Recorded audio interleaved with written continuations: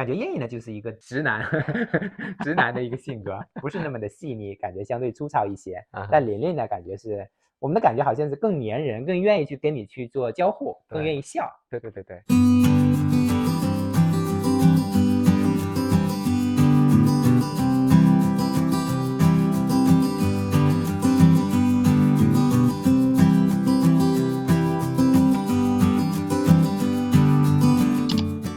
大家好，我是金鹿。大家好，我是文武。欢迎回到我们的频道，两个爸爸养娃记。大家可能都知道呢，我们有2个孩子，一个是3岁的儿子燕燕，一个是8个月大的女儿琳琳。有时候呢，我们就会感慨这2个孩子是太不一样了。所以今天这期视频呢，我们就详细的讨论一下这2个孩子有哪些的相同点以及不同点。OK， 然后分享给大家。那2个孩子呢，从出生的时候就挺不一样的。燕燕出生的时候挺小的，只有6磅是吧？6磅11个盎司。然后琳琳呢就有7磅13个盎司。OK， 所以琳琳，我记得当初出生的比较他们出生的时候的场景，琳琳明显就要比燕燕大了1圈。是的。那随着他们的长大呢，他们这种身材的区别呢也保持了下来。对啊，就是在6个月的时候呢，燕燕的体重有71个 percentile， 身高有96的 percentile。然后琳琳呢，也是在6个月大的时候呢，琳琳的体重就有99个 percentile。其实我记得我们当初看他那个数据的时候，因为他最高也就99%，但实际上琳琳的那一条趋势的线比99个 percentile 还要高，所以但是他又没有其他数据了。对，就已经 off the chart。对。然后琳琳的身高呢也有93的 percentile。所以这2个孩子的身高都还挺高的。然后造成这2个孩子就体重差很多。一个是因为琳琳出生的时候就相对大一点。对。然后呢，后续呢，其实吃的上面琳琳也吃的更多一些。对，是的，有时候我们都有点担心是不是吃太多了。大概在2个月的时候呢，燕燕平均一天能够吃950毫升的配方奶。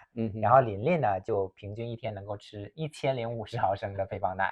那这是关于身材。另外一点呢，就是关于大运动方面的发育，感觉燕燕要明显发育的比琳琳要快。对。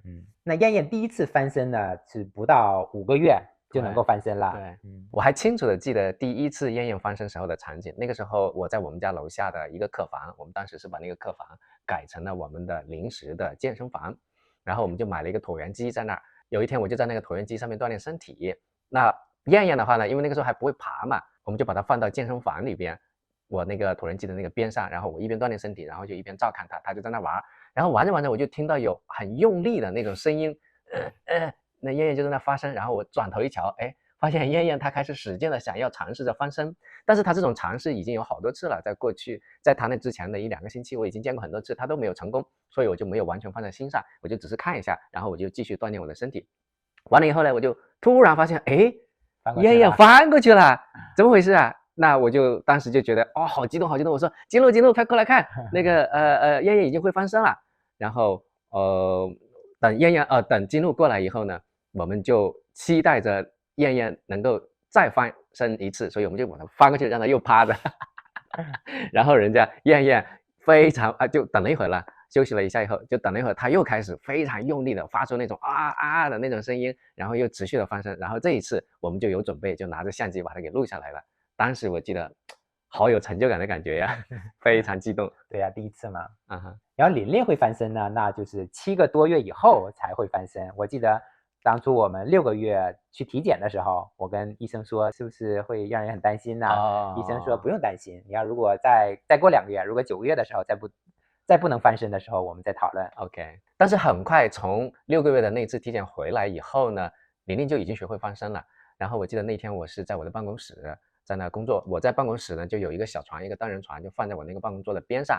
那个琳琳我就把它放在那个小床上，因为我那个床比较软，可能翻起身来呀，动作起来相对比较容易一点。然后我就突然一转头发现，琳琳正在翻身，一下子就翻过去了，就感觉好像小孩这种学会这种动作都是一瞬间的事情，很快就学会了。那关于会爬呢，燕燕是6个多月的时候就可以会爬了。然后燕燕会爬了以后呢，她就到处爬是的，就在楼上从你的房间爬到走廊里面，又爬到我的房间，到处爬。燕燕会爬了以后呢，她真的是到处爬，经常爬到一些比方说桌子上椅子上然后有时候还往那个书架上面爬，然后我们就觉得好危险呢。那个时候燕燕是非常非常难带的一段时间。那琳琳会爬呢，基本就是到8个月以后才会爬的。所以琳琳其实是最近才开始学会爬的。对，但是总的来说，如果让我比较燕燕和琳琳在这方面的一些情况的话，燕燕明显就要活跃得多。我记得幼儿园的老师经常说燕燕 very active, full of energy。当然，幼儿园老师嘛，他们肯定都是觉得都是很礼貌，但其实说白了，用咱们中文话说，燕燕就是太皮了，太调皮了，太活跃了。那琳琳从另外一个角度来说，就觉得挺安静的，不是特别愿意动。就算比方说他最近学会爬了嘛，我们要拿一些东西去勾引他，他才会爬，要不然的话他就待在那。对，非常不情愿的。对，非常不情愿的在那爬。然后坐着呢，这2个孩子其实差不多，都是6个多月的时候学会了坐着。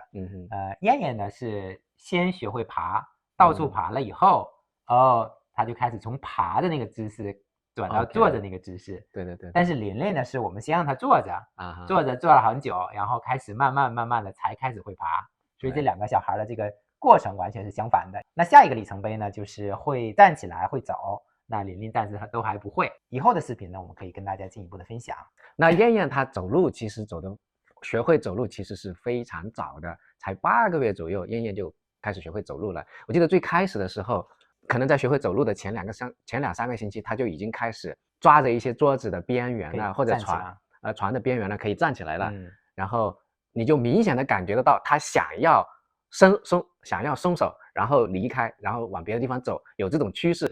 果然很快，好像就1、2个星期以后，他就开始走了，有时候走2、3步就摔倒，然后他就不断的练习，不断的尝试，这个就跟琳琳完全不一样。燕燕就是非常的活跃，就是想要尝试的去走啊，去动啊什么的，然后慢慢的就越走越远，越走越远，然后就很自然而然的就学会走路了。但是很好玩的就是燕燕她走路，她刚刚学会走路，她就不甘于慢慢的走，她就迅速的开始很快的走，或者干脆就是起跑。但是你要想了，他刚刚学会走路，怎么可能会走得稳？所以他就老摔跤。那个时候他经常摔的是头青鼻肿的。那现在呢，琳琳8个月大了，他还是像我们刚才说的，还非常不情愿的给你爬一爬。对呀，用一个什么他特别想要的东西，你去勾引他一下，他才能给你爬一下。对。但燕燕完全相反，燕燕8个月大的时候已经是到处走，到处跑，到处调皮捣蛋了，给你抓各种东西，然后抢你的衣服啊，然后把那个卫生纸搞得到处都是啊，到处调皮捣蛋了，已经开始。对。那我们想了一下，那琳琳和燕燕在大运动方面发展的快慢程度相差这么多，我们想了一方面可能会有基因的原因，对吧？因为毕竟是2个不同的孩子嘛。那还有一方面，我们觉得就燕燕当初的话，我们是给她锻炼的机会很多，我们基本就是把燕燕平时白天的时候就把燕燕铺个毯子就放在地上，然后呢，我们有些时候可能忙工作呀或者干什么的，就让她自己在地上面练习。对，我们就到处放，然后文武的房间啊，我的房间啊，我们的主卧呀，包括楼下的健身房啊，我们就到处每个房间都是把它往地上一放，然后他就让他练习，我们就忙一些我们自己的事情。那相反，琳琳呢？琳琳出生的这几个月呢，就是因为文武的妈妈在这里面，然后文武的妈妈就是还是老一辈的那个带娃习惯，可能喜欢抱着就老妈就抱琳琳就抱得很多。对。在有琳琳的时候，我们给她搞了一个跳跳椅所以琳琳在跳跳椅上跳的比较多，所以就在地上趴着，这种练习的机会相对会少一些。对，我觉得你说的还是有道理的。那这是大运动方面。那从性格来讲呢，我觉得这2个孩子性格也有挺多的不同。感觉燕燕呢就是一个典型的一个男孩的一个性格，感觉是一个直男直男的一个性格，不是那么的细腻，感觉相对粗糙一些。但琳琳呢，感觉是我们的感觉好像是更粘人，更愿意去跟你去做交互，更愿意笑。对，是的。那个琳琳6个月，我们就把她送到 daycare 去了。那个 daycare 的那个老师就是说，哎呀，琳琳可爱笑了，她就是一个 happy baby。另外我还注意到一个燕燕和琳琳之间的不同的地方，就是因为我们的家人和亲戚全部都是在国内嘛，所以我经常呢会用微信视频电话回去。然后我记得在燕燕很小的时候，我微信视频回去，然后我当然也会带着燕燕，想要说跟我的家人们进行一些打一些招呼啊，然后交流一下呀什么之类的。但是燕燕好像基本上就对视频后面的那个小人没什么感觉，就很难主动的会去和视频里面的那个小人去进行沟通，就是比方说我妈呀，或者我姐呀，或者其他家人呢。但是玲玲在很小的时候，就好像就有这种感觉，她就能够明显的体会到、察觉到，哎，那个视频、那个手机里边那个小人啊，她能够意识到那个里面的小人在动，然后呢，会有意识的会去跟那个小人进行沟通，然后会笑啊，她会察觉到，哎，那个视频里面的那个小人好像是在跟她互动一样的，你明显能感觉得到这种，所以我就觉得，哎，玲玲在这方面明显就是更 open 一些，燕燕她就更 shy 一些。OK，所以我们聊了很多，这两个孩子有很多的不同点。嗯哼。那其实两个孩子有很多的相同点。那首先呢，就是两个孩子其实特别是小时候，其实长得还挺像的。对呀，因为他们都是来自于同一个捐卵母亲，所以他们是亲兄妹，half siblings。哦，half siblings。嗯 OK，我感觉他们两个的脸型好像差不多，都是对呀，有点方的那种感觉。对呀，我记得我妈在这边的时候呢，她老是说这玲玲和燕燕越来越像了，越来越像了。我其实因为每天都跟他们在一起嘛，所以我就没有察觉到这些，也没有往细想。然后有一天，我就特地翻开我的手机，看以前燕燕小时候，也就是可能4、5个月大时候的那个照片。我记得我有几张照片，我竟然都一下子都给懵了，这到底是玲玲还是燕燕，我都分不出来了。你只有仔细看，哎，其实燕燕的眼睛偏大一些，玲玲的眼睛偏小一些，可想而知，他们小时候长得有多像。而且一个是双眼皮，一个是单眼皮。哦，对，是的，这也是另外一个差别。但是乍一看真的很像，因为脸型就是一样的，然后头发的颜色也是一模一样的。再有呢，这两个小孩有很多东西都是用的同样的东西，给琳琳复用了很多燕燕之前的东西，比如说同样的那个婴儿床啊哈，然后同样的那种摇摇椅，就 OK，那个椅子，对吧？嗯哼然后还有同样的儿童座椅， ，OK，还有同样的手推车，还有同样的换尿布的桌子也是同样的。对对对对，然后琳琳穿了好多燕燕的旧衣服。是的，没错，基本上能够用燕燕留下来的东西，包括衣服和其他东西，玩具啊，我们都是留下来给玲玲继续在用了。我觉得可以到琳琳有自己的想法的时候，是吧 OK，我再也不想用哥哥的再也不想穿哥哥的衣服了。然后我们再给他换，然后再给他换。所以燕燕当初的衣服呢，我们就都留下来了。琳琳的衣服相反，穿小了那些衣服呢，我们就没有再留了，我们就很快就都送人。那还有一个两个孩子的一个共同点呢，就是这两个孩子都挺好带的啊，真的是的，他们在刚满2个月，2个娃都可以睡整觉了。我记得我的同事或者朋友跟我们讲说，哎呀，他们家娃可能6个月了都还没有睡整觉啊，晚上都还要半夜起来喂奶呀，或者干什么别的。我们当时就觉得，我们俩还真的挺幸运的。对对，2个娃都这么早就睡整觉了，这就给我们带娃的难度大大的降低了很多。一个原因的话是因为我们用的 formula， 就是 formula 的话，整个这个 schedule 啊，这个时间呢更可控一些。对，还有就是2个娃都不怎么爱哭，就我记得有时候燕燕她经常受伤了嘛，哎呀，我不知道为什么燕燕这么容易受伤，经常这摔伤了，那里摔疼了，但是燕燕就很少哭很久，可能哭个1-2分钟啊，最多2-3分钟就完了，没事了，去干别的去玩去了。然后，特别是我们去打那个疫苗啊，我有时候看到网上说别的小孩打完疫苗以后要哭个10分钟、8分钟的，我当时觉得挺不可思议的，因为我们家娃就好那么2下就没了。甚至最近一次玲玲去打那个流感疫苗的时候，就叫了2声，然后就过去了，甚至哭都没哭。所以我就觉得哇，这2个娃真好，特别好带，真是天使娃。天使娃。还有那2个孩子呢，基本都没怎么生大病，所以这点来讲，我们也都是就 knock on wood，我们也是这点，我们2个也都是非常的幸运。但是呢，小病的确是有，特别是2个小孩上幼儿园以后，然后燕燕上幼儿园以后几个月的时间，基本是都会经常性的流鼻涕，对，几个月的时间才好。我印象非常深刻，因为在燕燕上 daycare 以后的前大概大半年的时间里面，燕燕是从学校不停的带回来各种各样的病毒，我那一段时间生病的次数超过了我过去20年甚至30年生病次数的总和。然后琳琳去了幼儿园呢以后也是，然后经常流鼻涕，对，然后这种小病、感冒、发烧这种也很多，对，就是各种就说你小孩上幼儿园，你这个总是要经历这个过程，要适应这些病毒、细菌，你晚一点上学，晚一点上幼儿园，你就可以推迟这个过程，但是你终究是避免不了的。对，不过话又说回来，当玲玲再去 daycare 的时候，她虽然也是带回来各种各样的病毒，但是我的免疫力已经建立起来了，所以就没什么大问题了已经。那聊了两个孩子的不同点和相同点，那聊一聊我们两个人的感受吧。那文武的感受是带第二个娃会更累了一些，是不是？对，我觉得我明显感觉到比我明显感觉到带玲玲的时候更累，特别是刚开始那2个月半夜要起来2、3次的时候，我总觉得啊好累好累好累啊。然后我们就想啊，当然一方面是因为毕竟年老了有3岁多嘛，2、3岁，所以体力肯定是要明显差了很多。另外还有一个很重要的原因，可能是因为我妈也在这，给我带来了一些精神压力，让我觉得额外的有一些累。但我的感觉呢，我觉得生第二个娃更轻松了， OK 更就是 you been there done that。中文有一句话呢，叫第一个娃照书养，第二个娃照猪养。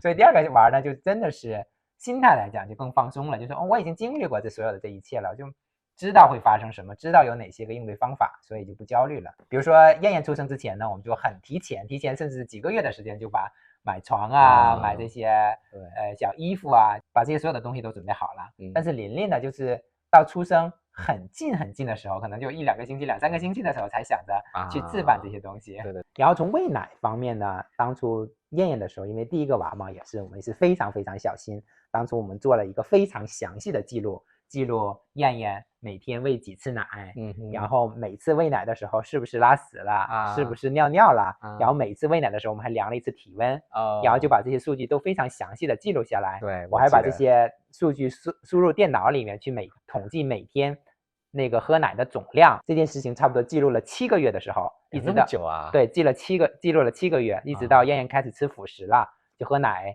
没有那么多的时候，我们才停止这个记录。但是在琳琳出生以后呢，我们也刚开始的时候，我们也会记录每顿饭每天会喝多少奶，但是那个时候就相对就放松了很多。我没有记录每次喝奶的时候拉屎了、撒尿了，我没有仔细的记录，也没有每次都给他量体温。然后呢，也没有把这些数据输入到电脑里面。你没输啊？琳琳的时候就没输了，但是用手写的那个记录都还在。一个细节的地方我注意到，大概在1个月的时候，燕燕那个时候每天还要喂7次奶在琳琳的时候每天只喂5次了。就是我们已经掌握了那个规律，想到了一些技巧，能够尽可能少的节省我们的工作量。然后琳琳呢，也差不多是在记录了4个月的时候就已经停止了。就是她每天吃奶的时候，那个总量基本稳定下来以后，我们就开始停止记录了。对，觉得每天记的数据也都差不多，就算了吧。对，我记得那个时候每天喂奶的时间也差不多，所以你基本上你每天记的那个记录都是非常类似的。然后我就记得慢慢的我们就停止记录了。另外一点呢，就是上幼儿园。燕燕差不多是1岁的时候，我们送她上去幼儿园。对，那个时候我们还想因为我读了很多育儿书嘛，就说最好的建议呢是说2岁的时候再送小孩去幼儿园，因为你这2年呢，特别是6个月大以后到这2岁，因为正好是小孩和父母之间去产生这种安全链接，产生一个安全的依恋的这个过程非常重要。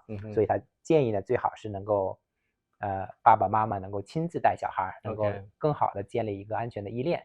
所以我们当初还纠结了很久，后来还是决定说1岁的时候把燕燕送到幼儿园去，因为真的是那个时候燕燕已经到处跑到处爬，然后还往高处爬到高桌子上面，爬到那个我们的书架上面，实在是太危险了。你真的是要每时每刻你都必须要看着它，一不留神就有可能会发生危险。我们俩又是全职工作，所以根本就照顾不过来，我们不得已只好把燕燕送到 daycare 去了。到琳琳的时候就觉得好像没想那么多了，就觉得差不多7个月的时候我们就把琳琳送到幼儿园了。对，也是因为文武呢是开始教课，到学校去教课了。对，然后我这个产假也休完了，也需要在家上班了，所以觉得也在家照看他也比较困难。所以琳琳上幼儿园也更早一些。是的。再有呢，燕燕的时候，那时候也是因为疫情，我们就3年哪儿都没去，是的，就憋在家里面。然后琳琳呢，就出生4个月的时候，就带她去了长途旅行带她去夏威夷。那是琳琳的第1次，也是燕燕的第1次长途旅行。是的。还有一点呢，能体现出我们生第2个娃的时候更加的更加的放松。就是燕燕出生以后，特别是最开始的几个月，我们就拍了好多好多的照片，就觉得所有的一切都是新鲜的，觉得好像每天换不同的衣服，我们都拍不同的照片。对呀，然后我手机里我看了一下我的手机，我手机里面存了有1万多张燕燕的照片，但是琳琳的明显就少很多。对，琳琳就没有给她拍那么多的照片，觉得好像也就那样吧，差不多呀，没什么新奇的东西。对呀，从这点上来讲，感觉还挺对不起琳琳的。好吧，我们以后还是多拍一点吧。对，好在我们现在开始做视频嘛，所以有很多视频的影像记录琳琳的成长。对对对，好，那今天呢，我们就跟大家分享了我们观察到的燕燕和琳琳的不同点和相同点，以及我们带2个娃的一些不同的感受。那如果您家里有2个不同的娃，是否有类似的感受呢？也欢迎您留言跟我们分享。OK， 那今天视频就到这里啦，拜拜，拜拜。感谢您收看我们的视频。如果您喜欢这期视频，请您点赞。如果您还没有订阅我们的频道，欢迎订阅，这样 YouTube 算法就会把我们的视频和频道推荐给更多的观众。您的点赞和关注，我们全家都表示衷心衷心的感谢，感谢。耶！谢谢你，谢谢你，谢谢你。